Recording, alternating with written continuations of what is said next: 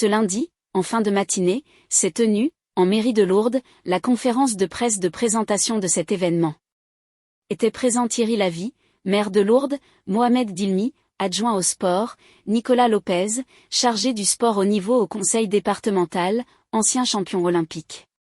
Michel Pellieu s'était excusé. Le nombre de billets vendus en quelques jours pour la flamme paralympique, je crois 1 million de billets en plus qui ont été vendus, donc ça veut dire que ces Jeux paralympiques vont être suivis aussi avec un très grand engouement. La ville de Lourdes, elle a eu la chance de pouvoir désigner 3 des porteurs et c'est tout naturellement que nous avons porté notre choix sur 3 jeunes sportifs à qui j'avais remis les clés de la ville lors des fêtes de Lourdes. Il s'agit de Léa Méry,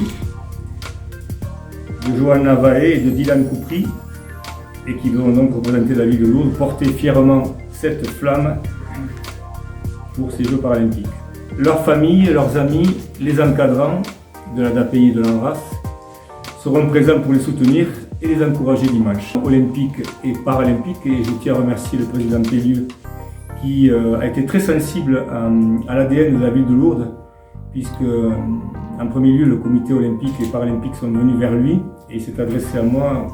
Je suis vice-président du conseil départemental à ses côtés et je suis très fier de l'être à ses côtés parce que bien Lourdes est la ville fraternelle, celle qui accueille des milliers de malades, de personnes en situation de handicap.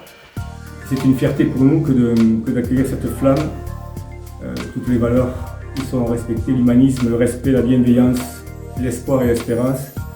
C'est l'ADN de la ville. Merci Michel Pellieu pour avoir d'emblée porté ce choix vers la ville de Lourdes. Je suis également ravi d'être aujourd'hui parmi vous pour promouvoir et participer à l'organisation de cet événement exceptionnel pour la ville de Lourdes, mais également pour notre territoire. Le 25 août 2024, nous serons réunis pour célébrer un moment exceptionnel dans l'histoire de notre ville. Après avoir eu le plaisir, comme l'a dit Monsieur le maire, d'avoir accueilli la flamme olympique, c'est au tour de la flamme paralympique et le relais de la flamme paralympique de venir mettre en avant l'unité et l'excellence. Cet événement emblématique qui représente un beau symbole pour la ville de Lourdes puisqu'elle est l'un des centres d'accueil des personnes malades et souffrant d'handicap les plus importants du monde. Cette flamme, porteuse d'espoir et de persévérance, incarne l'esprit de dépassement de soi et de résilience. Elle nous rappelle que chaque individu déterminé, quelle que soit sa condition, a le potentiel de réaliser de grandes choses et d'inspirer les autres par son exemple. Ce moment sera donc l'occasion de rendre hommage à tous nos athlètes paralympiques qui incarnent force, courage et espérance.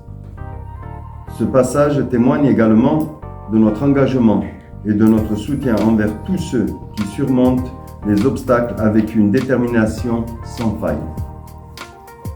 La ville de Lourdes a en effet à cœur de promouvoir l'égalité, la diversité ou encore le respect dans le sport et dans la sensibilisation au handicap.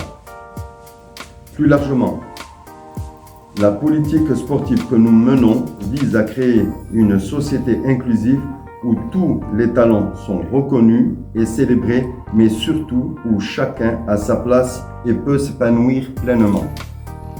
Par mon vécu personnel, je chercherai toujours à faire disparaître les barrières, qu'elles soient physiques ou sociales, et à offrir des opportunités équitables à tous, indépendamment de leurs capacités. Le côté technique a été déjà évoqué, moi je suis là essentiellement pour ça. Moi je tiens à remercier les services de la ville avec qui on travaille depuis plusieurs mois sur ce projet et on travaille en bon entente, donc ça c'est super. Et des services qui vont être fortement mobilisés, donc c'est un engagement de la ville de Lourdes au quotidien depuis plusieurs mois. Ensuite, je remercie l'agglomération Tarbes-Lourdes-Pyrénées où Monsieur le maire est partie prenante également puisqu'elle va fournir des véhicules qui serviront à transporter les relayeurs. Et ensuite, pour rajouter sur Sur l'aspect technique, ce sera 24 relayeurs en tout, dont 2 ont été annoncés par monsieur le maire Johanna Vahu, Dylan Couprier, qui ont été désignés par la ville de Lourdes. Léa Méry, elle, est remplaçante. Ensuite, le département aussi, lui, a voulu faire un lien entre les Jeux Olympiques et les Jeux Paralympiques, puisque on aura Paul-Henri Delerue, qui est un athlète olympique du département médaillé aux Jeux d'hiver, et une athlète paralympique, Nathalie Tillac, qui sont les porteurs donc désignés par le département pour ce 25 août. Et le remplaçant désigné par le département, c'est Pierre Augier, qui est président des bénévoles donneurs de sang. Le label, la marque Destination pour tous, la ville de Lourdes souhaite acquérir cette marque. Et donc nous travaillons au sein de l'Office de tourisme avec Lisa Vigne qui est là pour travailler avec nous.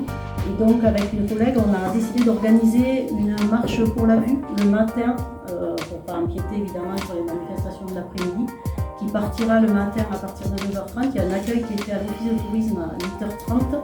Et donc cette animation se fait avec l'association qui est l'information de la recherche rétine pigmentaire, je ne vais pas me tromper, et avec l'association pour voir ensemble 65.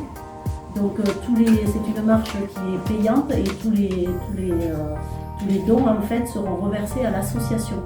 Donc 2 marches sont organisées, une culturelle avec une guide culturelle qui va dans la ville, alors là les places sont limitées à une trentaine de personnes, Lisa, si je ne me trompe pas. Et une autre marche qui est un petit peu plus sportive, nous proposons aux personnes d'aller jusqu'au 3-3 ou accompagnées par nous-mêmes, l'équipe de l'Office de tourisme, ou seule puisque ça sera balisé. Et puis on se retrouve tous, départ 9h30, on se retrouve tous à 12h30. Et les gens qui veulent rester partager une pique-nique en attendant 14h, l'ouverture du village. Voilà, c'est ce que je voulais rajouter. Donc c'est ce qui fait que ça fait une journée assez complète à la fois pour le sport, le handisport et aussi pour des associations qui font beaucoup aussi pour faire évoluer les handicaps.